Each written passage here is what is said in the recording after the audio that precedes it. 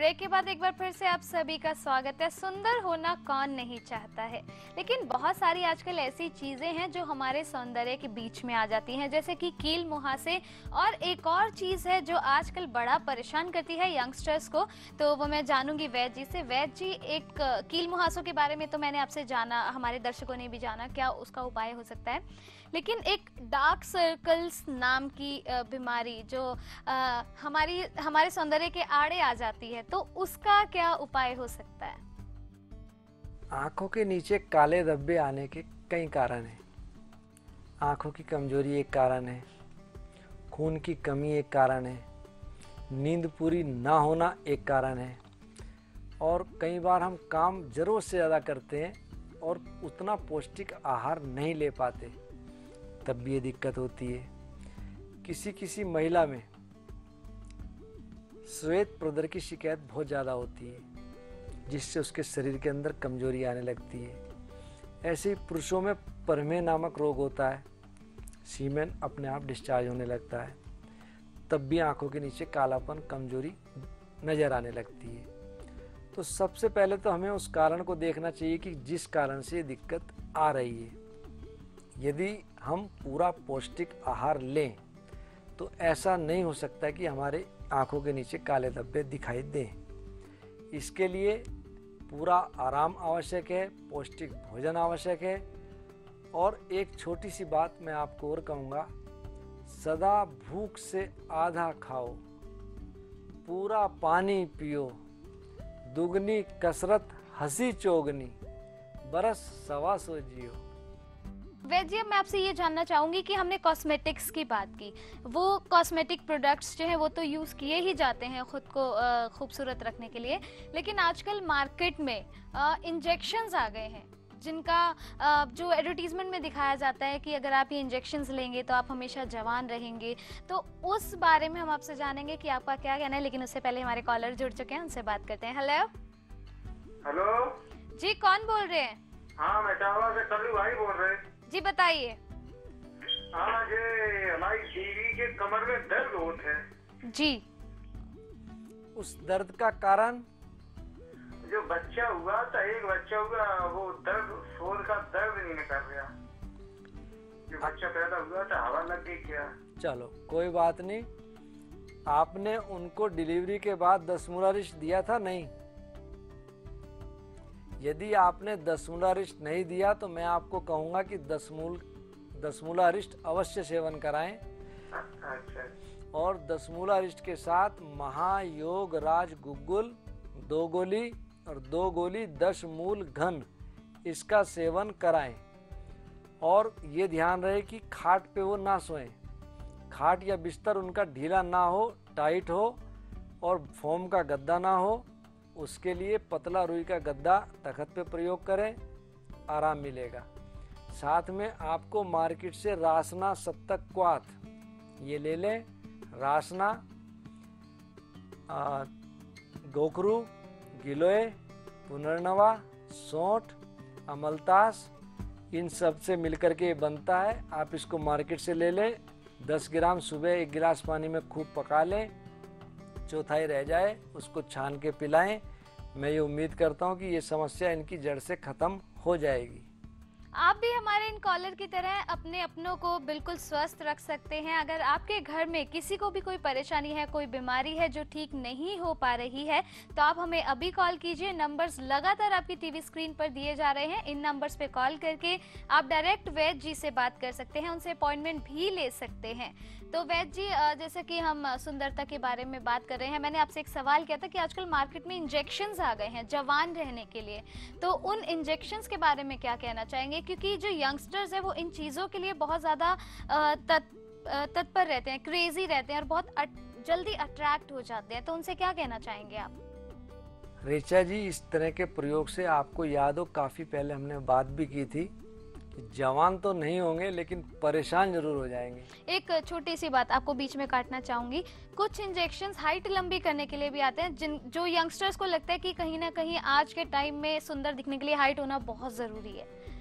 उसी के लिए बता रहा हूँ कि इस तरह के इंजेक्शन से अक्सर हार्मोन्स डिस्टर्ब हो जाते हैं। आदमियों के दाढ़ी होती है, ठीक है, अच्छी लगती है, लेकिन इस तरह के हार्मोनल इंजेक्शन से मैंने बहुत सी महिलाओं में देखा कि उनके दाढ़ी आ गई। अब आप खुद सोचो, यदि किसी लड़की के दाढ़ी आए तो कैसा महसूस करेगी। इस प्रकार के प्रयोग से जिंदगी भर रोने के सिवा और कुछ नहीं बचता। दूसरा, आवाज़ में भी उनकी चेंजिंग आ जाती है। तीसरा, कई बार जैसे पहले हमने चर्चा की कि हर औरत का सपना होता है माँ बनना, हर आदमी का सपना होता है बाप बनना। इस तरह के प्रयोग से कई बार जब हार्मोन्स बहुत तेज़ी से चेंज हो जाते हैं, आदमी अपनी यौन क्षमता समाप्त कर देता है। तो मैं तो ये कहूँगा कि एक चीज़ हमारे पास आई या नहीं आई, लेकिन दूसरी चीज़ हमने खो दी, ऐसे प्रयोग से बचना चाहिए। रही बात हाइट बढ़ाने की, उसके लिए आप खूब कसरत करो, घूमो, जॉगिंग करो, रस्सा लटको, रस्सा कूदो, अपने आप जितनी मैक्सिमम हो सकती है बढ़ेगी। और इन आर्टिफिशियल चीज़ों से बढ़ाने से कोई फ़ायदा नहीं है। अब जैसे आप कह रहे हैं, मैं एक चीज़ कहता हूँ, हमारे आयुर्वेद के हिसाब से 8 प्रकार के लोग निंदनीय हैं। बहुत ज़्यादा लंबा, बहुत ज़्यादा छोटा, बहुत ज़्यादा मोटा, बहुत ज़्यादा पतला, बहुत ज़्यादा गोरा और बहुत ज़्यादा काला, और बहुत कम बालों वाला और बहुत ज़्यादा बालों वाला। तो कई बार इन चीज़ों से प्रयोग करने से आदमी इस प्रकार के अष्टनिंदीय पुरुषों में आ जाता है। इसलिए खोने के लिए हमारे पास बहुत कुछ है, हमें ना खोएं, और खोने के बाद आज तक किसी को पुरानी क्षमता नहीं मिली। तो इसलिए इन चीज़ों से बचें। जी, बिल्कुल सही कहा आपने। हम आगे बातचीत और करेंगे, लेकिन हमारे कॉलर हमारे साथ जुड़ चुके हैं, आइए उनसे बात करते हैं। हेलो। हाँ, मैं नैनीताल से बोल रहा हूँ। जी बताइए। घनश्याम जी बोल रहा हूँ, नैनीताल से। जी बताइए घनश्याम जी। ये हमारी मदर का ना पेट के ऊपर जो है, पेट में नीचे कुछ प्रॉब्लम नहीं है, नीचे ऊपर पेट में जो है और कमर में पीछे दर्द रहता है बहुत ज्यादा। जी। तो हमने अल्ट्रासाउंड भी कराया, एक्सरे भी कराया, तो कोई फायदा नहीं, कोई उसमें कोई चीज नहीं निकल रही जी। और दर्द इस टाइप का होता है कि जैसे मतलब एक अजीब सा काटने टाइप का आता है। ठीक, आप एक काम करें, हाँ। 2 गोली शिलाजीत वटी और 2 गोली मनोहर बूंद रामफल वटी सुबह शाम दिन में 2 बार सेवन करें। महानारायण तेल की उस स्थान पे हल्की सी मालिश करें और मालिश करने के पश्चात किसी कपड़े से बांध दें। और दूसरा, मार्केट से आप रासना सप्तक क्वाथ ले लें, 10 ग्राम लेकर के 1 गिलास पानी में खूब पकाएं और 20 बूंद उसके अंदर महानारायण तेल की डाल दें, छान करके उनको पिलाएं। ये दर्द से इनको मुक्ति मिल जाएगी। यदि ब्लड सर्कुलेशन रुका होगा तो वो भी ठीक हो जाएगा। और साथ ही साथ इस चीज़ का विशेष ध्यान रखें कि वो फोम के गद्दे पे ना सोएं और खाट पर ना सोएं। उनके लिए पतला रुई का गद्दा तख्त पे बिछा करके सोएं, अच्छा रहेगा। और गरम सर्द चीज़ों से बचें, दही, खटाई, चावल, इनसे बचें। अब वैद जी, हमने हमारे कॉलर से बात की, आपसे बहुत सारी बातचीत की। अब बारी आती है आपके पेशेंट की, क्योंकि उनसे बात की है हमारी टीम ने। आइए देखते हैं उन्होंने क्या कहा। जय श्री राम। अहमदाबाद में 2 पाँव में बहुत दुखा होता है, पाँव में बहुत दर्द होता है, घुटनों में भी दर्द होता है, और मुझे थायराइड है और श्वास चढ़ जाता है। और दीपक जी की दवा की लेने से पैरों में दर्द भी कम हो गया, घुटनों में दर्द भी कम हो गया, और जो थकान थी ने वो भी अच्छी हो गई। अब थायराइड में भी थोड़ी राहत है। डॉक्टर की दवा तो लेते हैं, फिर भी उनकी दवा से थोड़ा ज़्यादा अच्छा हो गया। डॉक्टर बहुत अच्छे हैं, हमको तो अच्छी दवा दी है। तो वैद जी, आपके एक और पेशेंट आज हमारे साथ जुड़े, हमारी टीम ने इनसे बात की। तो क्या प्रॉब्लम थी इनको, क्या परेशानी थी, किस तरह से आपके पास आए और क्या ट्रीटमेंट दिया आपने इनको? ये महिला अहमदाबाद से है। इनका वज़न बहुत ज़्यादा है, आज की डेट में भी ज़्यादा है। लेकिन जब ये मेरे पास शुरू में आई थी, इनका वज़न इससे भी बहुत ज़्यादा था। उसके कारण इनके घुटनों में असर पड़ा और इनको अर्थराइटिस बनी। थायराइड की इनको दिक्कत रही काफ़ी समय से, जिसके कारण इनका वजन बढ़ा। तो थायराइड के लिए जैसे कि मैं हर एक को कांचनार बताता हूँ, मैंने कांचनार का इनको प्रयोग करवाया। अर्थराइटिस की इनको दवाई चलाई, जिसमें मकरध्वज, वर्धवा चिंतामणि, मुक्तापिष्टी इत्यादि साथ में दी। और वजन घटाने के लिए मैंने पहले कहा एक दवाई हम बनाते हैं मेदनाशक गोधनवटी, और दूसरा लौह रसायन। इन दोनों गोली को हमने 2-2 बार इन प्रयोग करवाया रासना सप्तक्वात के साथ। इनका वजन 20-25 किलो लगभग कम हुआ। अर्थराइटिस आज इनकी बिल्कुल ठीक तो नहीं है, लेकिन पिछले काफ़ी समय से ये बहुत ठीक है। ये चलने फिरने से लाचार हो गई थी, लेकिन अब ये सब काम अपने आप कर लेती हैं। परहेज किया, दवाई नियमित सेवन की, और साथ ही साथ दवाई का ध्यान रखा कि कहीं ये ब्रेक ना हो, और आज ये आपके सामने है, काफ़ी हद तक ठीक है।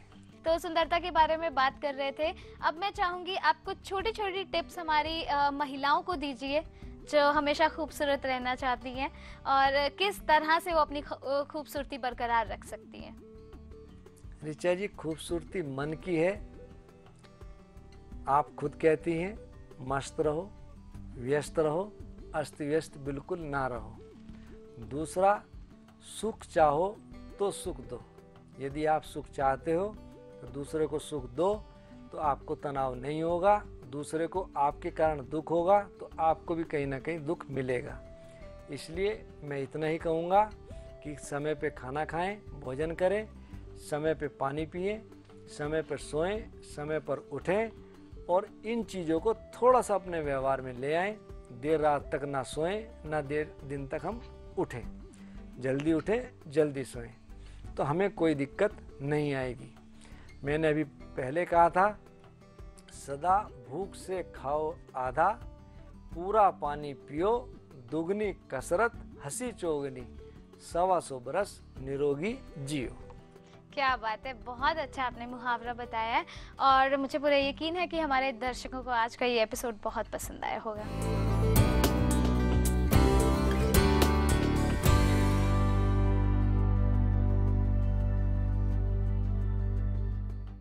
तो दर्शकों, सबसे बड़ी बात है हमारी दिनचर्या। अगर हमारी दिनचर्या खूबसूरत होगी तो हम हमेशा खूबसूरत रहेंगे, हमेशा जवान रहेंगे, क्योंकि हमारी दिनचर्या अगर अच्छी है तो कोई बीमारी हमें छू भी नहीं सकती।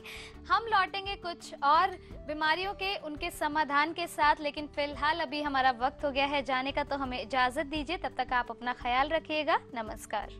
नमस्कार।